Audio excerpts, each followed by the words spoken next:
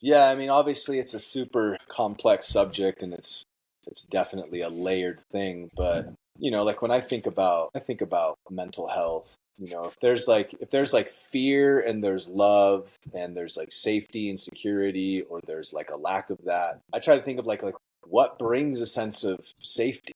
What brings a sense of security? And if we've been removed from our habitat is fundamental. So like the absence of nature in someone's life is going to breed. We see this in other primates. Like they become sick Mm. and they actually exhibit almost like I haven't watched it yet and I don't know the name of it, but there's some documentary where they're taking these like chimpanzees, almost like standard American lifestyle to a chimpanzee, and lo and behold, they develop all the same shit that we develop, mental health Yeah.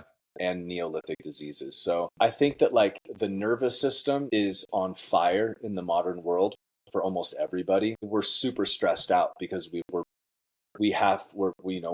been born into a monetary system that we have to fight to survive. We have to basically earn our right to drink water.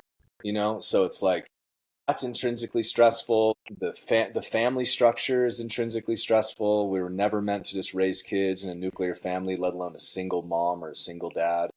All of this stuff happened in a village, and so I think what I like to say is like it's the revillaging in some way, shape, or form that needs to happen for humans to come back to being in balance on this planet, and that's like yeah, like living intimately with people that we trust and know. Like we're a social animal. That's a huge important part. But right now it's like we live in high rises. We fear our neighbor.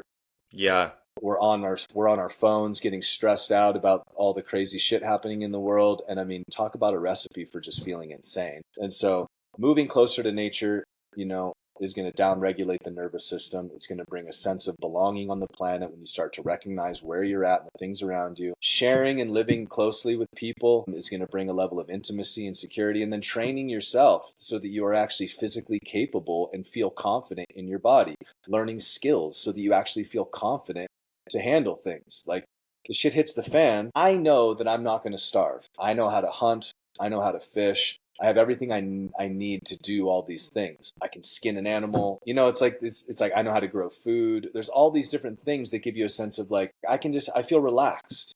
I Yeah. feel relaxed knowing that I can handle my environment. I can lift heavy objects. I can fight to a decent level if I had to. I know that my health. But people are afraid for their health, because we see like the population continues to grow more obese, more diabetic, more mentally ill, and it's like I know that I don't have that stuff coming for me because I pull all the levers from nutrition and sleep and sunlight, grounding, movement. I do all the things that are most likely putting me on the side of the spectrum that's going to be I'm going to live a healthy life. I don't have to worry about those things.